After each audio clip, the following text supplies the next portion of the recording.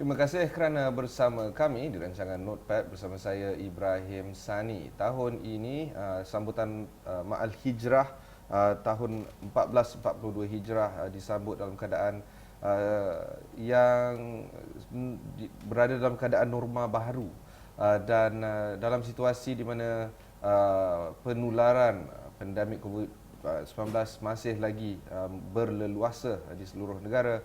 Kita akan memberi penekanan khusus terhadap beberapa perniagaan yang telah terus menongkah arus dan membawa satu perubahan baru dalam corak dan cara tentang bagaimana kita melakukan perniagaan di era 2020.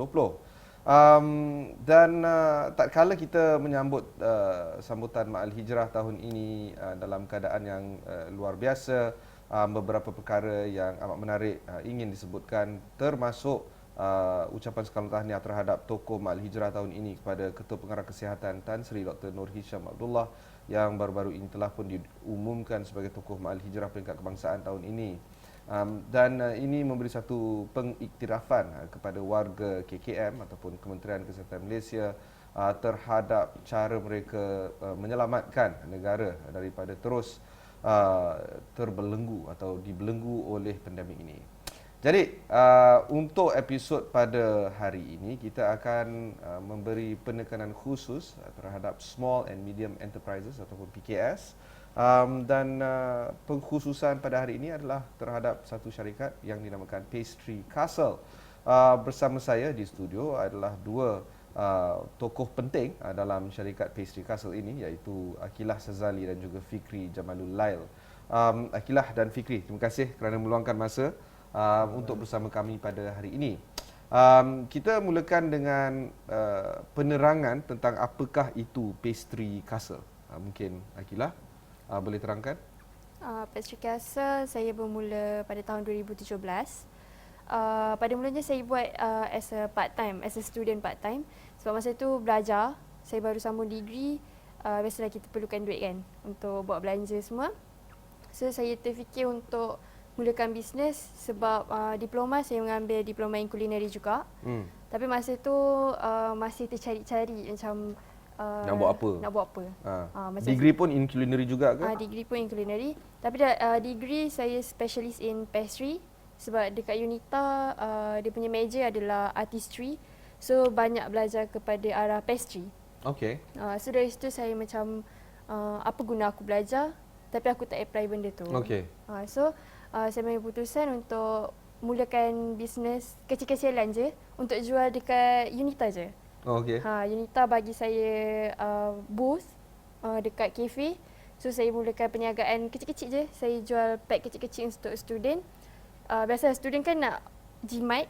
So saya fikir macam mana aku nak jual tapi dengan harga yang murah. Okay. Sebab dekat kafe kita tahu harga kek satu slice RM13 untuk satu slice. So bagi student agak pricey harga tu. So saya fikir macam mana aku nak buat untuk harga student. So lepas saya fikir-fikir ingredient semua dah uji dah fikir macam costing semua. Harga paling murah saya boleh bagi RM5. So bagi student. But do you still make a profit kalau RM5? Boleh. Boleh? Wow. Okay. Termasuk oven ke ni memang? Termasuk semua. Okay. Saya still dapat profit lah dalam 50% macam tu. Okay. So saya start jual brownies dulu. Satu pack RM5. Dalam besar macam ni lah, square size. Sebab biasa orang akan jual brownies paling murah kita boleh jumpa one slice RM6, itu pun kecil-kecil. $6, maybe 7. First week saya jual habis dalam masa 2 jam. So next weeknya saya tambah lagi, tambah menu-menu lain. Makin lama makin mendapat sambutan. So this was in 2017? 17 saya start. Masa tu baru first year degree. Lepas tu after habis degree, saya masuk kerja hotel. Tapi saya as a perempuan, bagi saya industri hotel ni agak berat. Okay. Sebab kerja hotel biasa 15 jam, 12 jam tu biasa. Kalau kurang dari 12 jam tu luar biasa untuk kerja dalam bidang hotel. So saya fikir sampai bila aku nak kerja macam ni. Nanti kalau dah kahwin ke apa ke, mana time untuk family, mana time untuk diri sendiri. So saya decide untuk fokus full time dekat Pastry Castle. Okay. So masa full time was decided what year? 2018. 2018. Okay. So masa before COVID-19, before full time jual online, memang macam tu ke business model ataupun dia tukar sebab PKP? Sebenarnya sebelum PKP bisnes saya slow sikit. Okay. Tapi masa PKP saya punya bisnes melonjak naik. Okay. Sebab masa PKP kan ramai orang duduk rumah. Lepas tu masa PKP pun banyak viral resepi-resepi kan. Tapi yang orang try buat semua tak jadi. So saya try jual one slice yang resepi yang viral macam kek. Masa PKP tu viral cheesecake, batik cheese. Batik cheesecake. Saya try jual. Dalam masa seminggu saya boleh jual 15 biji. Okay. Tapi saya jual one slice lah. Satu biji dapat dalam 15 slice. So dalam seminggu tu saya dapat dalam 150 biji slice. Okay. Kek batik.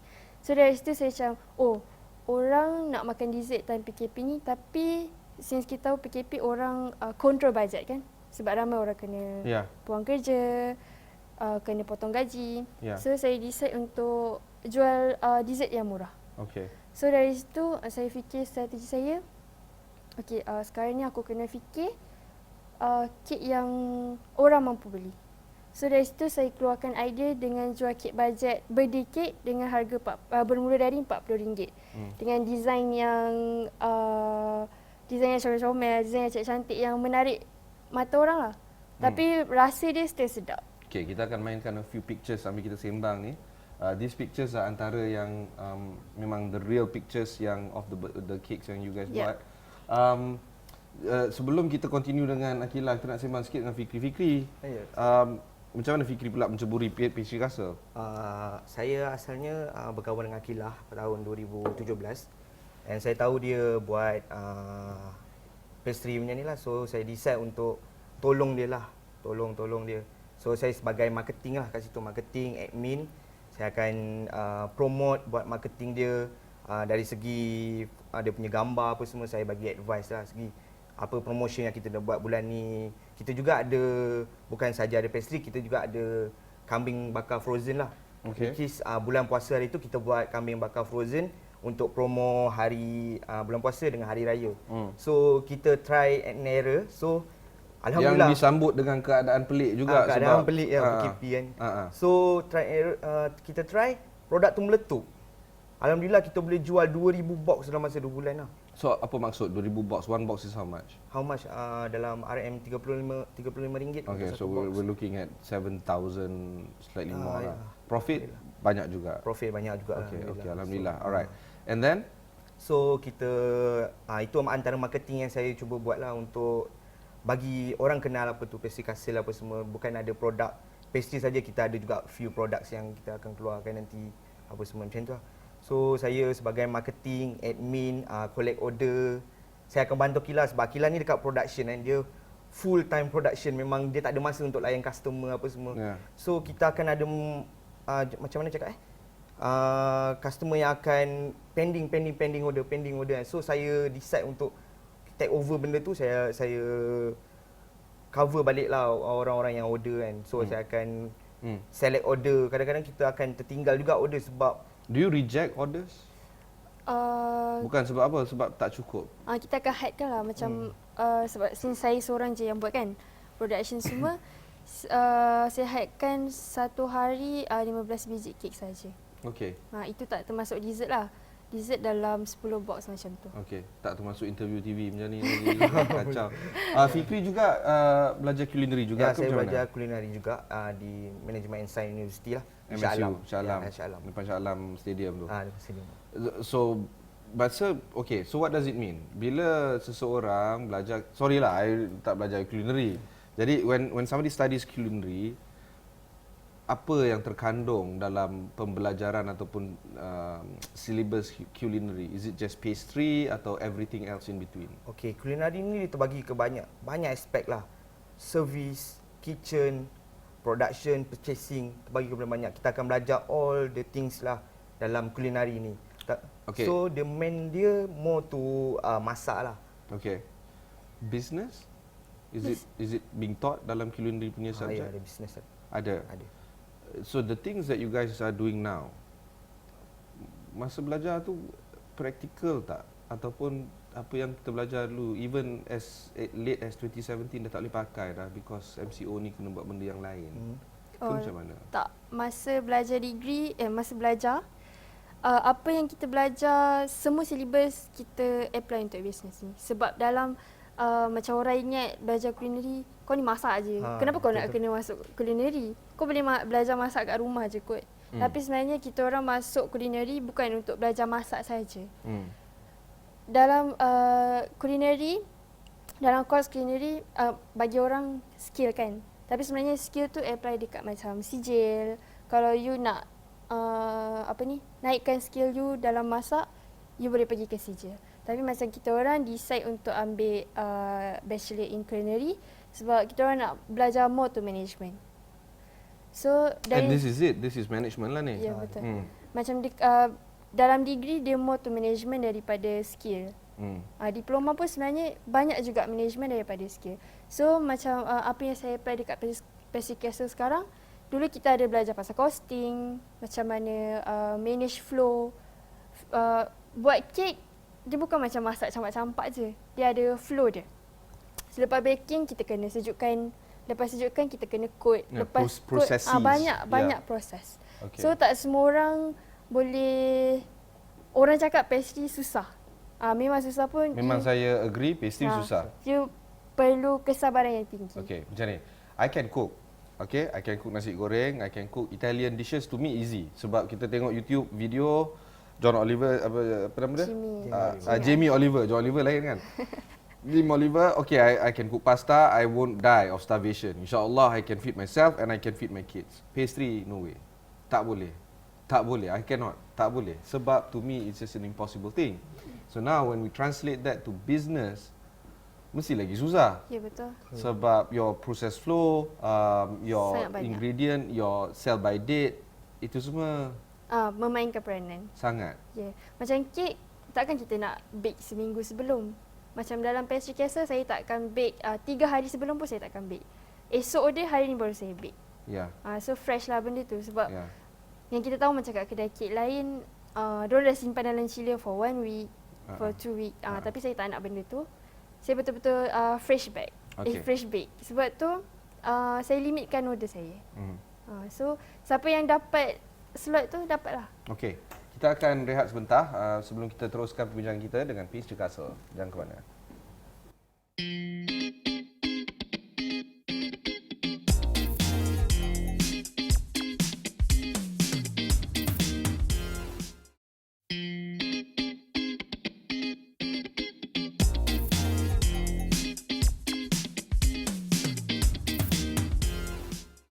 Terima kasih kerana terus bersama kami di Esrawani. Rancangan ini dinamakan sebagai Notepad saya Ibrahim Sani.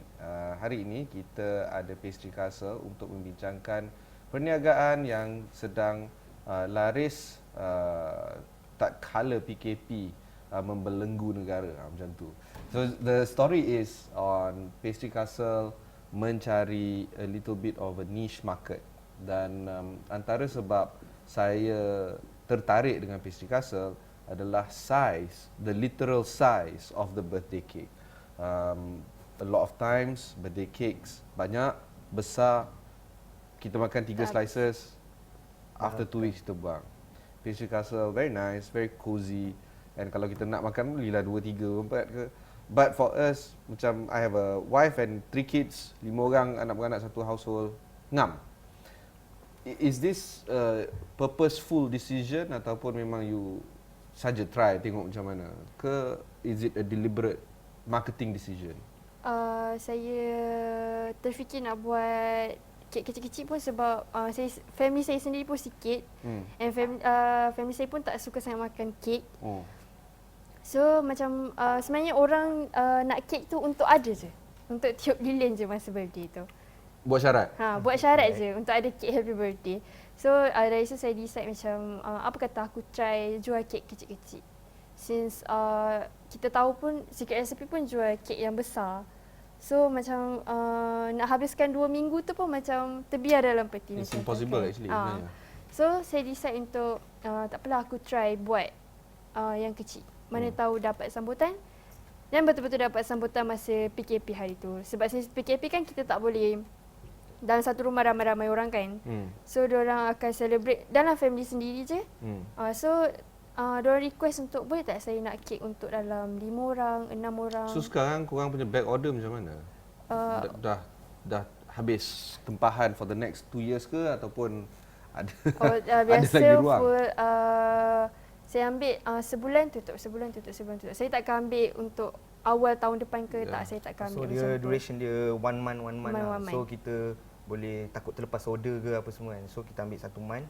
Lepas tu next baru kita buka untuk 1 month. Okay, the primary mode of selling Instagram. Instagram saja. Instagram, Facebook ada juga. Instagram, Facebook. Oh, Facebook ada juga. Ada juga. Masa fokus ni berlaku, MCO, PKP dan sebagainya, ada conversation between the two of you nak masuk Grab Food ke ataupun whatever, Food Panda ke, ataupun memang nak khas sahaja di Instagram? Mula-mula kita orang decide juga untuk masuk Foodpanda ke Grab Food ke. Tapi memandangkan Akila yang big seorang-seorang, so kita kena kawal control order tu supaya tak termiss ke, tak buat mistake yang customer akan ragu-ragu dengan kita orang ke. So kita orang decide by Instagram sajalah sebab order daripada Instagram pun dah memadai, tak terkawal lah. So dengan saya kekangan kerja kan, maksudnya waktu bekerja saya pun agak panjang. So saya decide untuk Instagram sajalah. Okay, now this is the big conversation. Benda ni kita buat business, sometimes is to pay the bills, but sometimes you want to grow it, right? Is it a point in time where Pastry Castle has to grow? Kena ambil staff baru, kena ada dedicated kitchen. I don't know where you cook. Dekat rumah ke kat mana? Dekat rumah. Kita home base saja. So, I don't know whether you guys heard of ghost kitchen ataupun dark kitchen, these terms di mana kitchen tu bukan untuk khalayak ramai, khas untuk masak, dan of course it meets all the regulatory standards lah, health standards dan sebagainya. Is this the time to grow? Do you need funds? That kind of questions. In future, insyaAllah kita orang ada plan untuk buka studio sendiri untuk studio Pastry Castle. So dekat situ kita akan dapat buat production yang lebih banyak. So boleh hire staff sebab macam sekarang since saya buat seorang-seorang, kita terpaksa hadkan order kan. Kan? So nak buat order banyak pun macam mampukah aku nak buat? Yeah. Saya Tapi still bagus lah because there's a quality control. You guys tak terbeban. Tapi in future kita ada plan untuk buka studio. A lot of people are saying that MCO is a bad time for them. Tapi untuk korang, antara sebab saya mengajak korang datang ke show ini sebab jarang dapat perniagaan yang sedang laris sewaktu PKP. Do you think that things will change assuming COVID-19 dah resolve and then kita akan back to a little bit of new normal yang okay, di mana tak ada MCO sangat lah? Ataupun do you think that this will continue on, this COVID-19 is going to continue on, so you guys akan ada demand? Macam mana? What do you think of this situation? Ni more of forecasting and prediction actually.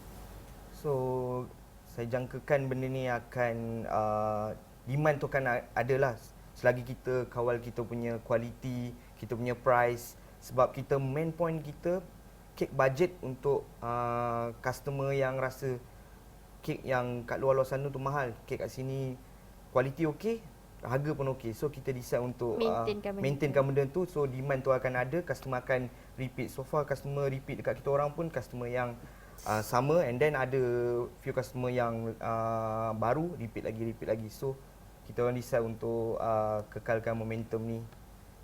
What about you? What do you think? Saya pun macam tu lah. Kita akan maintainkan kualiti dan harga. Tapi saya cuba untuk maintainkan harga tu. Since MCO ni harga barang pastry agak naik. Sebab supplier pun sekarang sangat susah. Oh ya. Yep. Kalau But tanya, this will eat up on your margin kan? Kalau cost naik, your profit margin will just shrink. tapi saya cuba untuk maintainkan harga tu juga. Baker-baker sekarang pun memang sekarang semua tengah pening kepala. Memang sekarang macam dari PKP hari tu, barang yang sangat susah nak cari adalah cream cheese. Oh really? Yes. Cream cheese, okay. Cream cheese sangat limited stock sampai supplier barang-barang kek terpaksa limitkan. Seorang customer boleh beli 2 cheese saja. Itu pun hanya untuk 250 gram cream cheese saja. Okay. So macam saya as a business punya Business untuk owner. pakai business purpose, macam apa je saya boleh buat dengan 250 gram bukan cheese. persendirian, it's not individual. Saya bukannya yeah. buat untuk makan sendiri. Even macam burnt cheesecake saya pun, one burnt cheesecake guna dalam 500 gram cheese. So takkanlah hari-hari saya nak pergi beratur dekat baking supplier Tu punya barang. your job lah, beratur. So tapi masa bulan puasa, baking supplier punya semualah, saya rasa semua dekat dalam KL ke dalam Malaysia, baking supplier punya kedai memang semua beratur panjang. Macam saya sendiri, masa bulan puasa lepas sahur memang saya dah pergi beratur lah. Lepas subuh memang terus pergi beratur dekat kedai baking supplier. Walaupun baking supplier buka pukul 9 pagi, saya dah terpacak kat situ pukul 6.30 pagi untuk beratur masuk ke dalam kedai dia. Okay. Kadang-kadang ada orang beratur sampai 3 jam untuk masuk. Okay. Saya sendiri pun 3 jam lah dari Ya, 6:30 kan. 6:30 sampai pukul 9 Buka baru dapat 9. masuk. But do you see this continuing? The shortage of supply. Kalau if not today cream cheese, besok something else. Tak, memang dari PKP hari tu cream cheese memang Limited. Memang susah nak dapat. What would be your suggestion and your comment for people that are going through a tough time right now? Dorang, yalah, I wouldn't say you guys are lucky, but I would say that you guys found your niche and you went for it. And ada pula demand dan ramai pula nak ni sambutan to a point where you have to stop your order. Fantastic. Tapi ada some people that are going through a tough time right now. What would be some of your, I guess, pesanan ataupun nasihat to these individuals? Bagi saya dalam bisnes ni kita kena kreatif. Macam kita kena fikir apa yang aku nak buat untuk bertahankan bisnes ni. Macam saya sendiri, masa saya mula pastry castle ni saya hanya jual brownies. Tapi masa tu brownies macam tak ramai sangat orang jual. Oh, yang tak ramai sangat orang jual, so the supply is limited. Okay. So makin lama saya macam saya tengok orang tu dah jual brownies lah, orang tu dah jual brownies. Lepas tu saya punya permintaan brownies pun dah makin menurun. Okay. So dan cari idea lain. Apa aku nak kena jual lagi? So my next product is pavlova. Okay, pavlova. Pavlova tak ramai orang boleh buat. Memang bahan dia memang hanya telur. Tapi bagi saya orang tu laki ke tak laki nak buat benda tu. Sebab tak semua orang It's boleh not that buat easy. pavlova. Pavlova bukan semua orang boleh buat. Sebab even ramai yang macam Tapi permintaan? Pavlova antara permintaan yang tinggi sampai lah. sekarang Oh, ya. dalam pastry castle. You have to select, the production time to make a particular product. Kalau product A, B, C, D, E, and then you have to, manage kan. You have to, sometimes product A is longer Betul. and demand maybe tak banyak. Product B is shorter, but there's a lot of demand. That kind of thing. Does it pain you to select which one is one that is worthwhile and which one isn't? Yep. Macam so far produk yang paling makan masa adalah macaron. Dalam seminggu saya boleh dapat macaron order. Tapi lawa je buat kita kan up this particular visual of a macaron Seminggu dalam 200 pieces macaron. yang you sanggup buat. Yang saya mampu buat. Sebab satu hari tu saya akan ambil satu hari tu untuk macaron saja. Untuk bake macaron saja. Satu hari tu macaron saja. Macam benda-benda lain dia tak apa, dia macam tak Tapi terlalu macaron ada tekan. shelf life panjang kan? I mean, Ada. compared to say cakes. Ke proses Tapi nak macam saya cakap, lambat. saya fresh bake. So saya takkan Oh. simpan lama-lama benda tu. Sebab macaron pun kalau simpan lama pun dia tak crunchy, dia tak macam yang baru buat. So sebab tu saya tak akan simpan macaron lama-lama. Macam macaron, one tray macaron dia akan ambil masa sejam. So satu macaron saya akan hanya dapat 25 pieces. Since saya small business kan, so saya guna oven yang biasa je. So saya akan ambil masa dalam 10 jam untuk buat macaron saja. Are you guys ready to grow, like ambil loan ke ataupun new investors pump in and then grow like 1 million ringgit kind of investment kind of thing? InsyaAllah kita akan try lah grow as much as we can. Kita boleh lah. Kita akan try open studio first.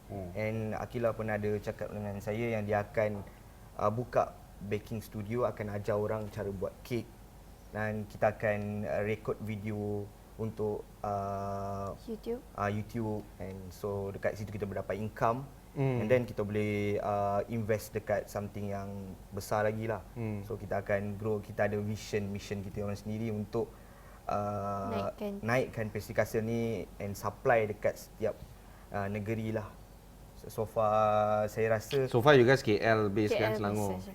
okay. Alright. So far kita orang rasa kita orang tak nak ambil loan sebab Good. ekonomi sekarang pun macam Very ni good. kan. Yeah. So kita tak nak ambil risiko. Yeah. So sekarang apa yang ada sekarang betul-betul dari income yang kita orang dapat. Yeah. Alright. I wish you guys all the best.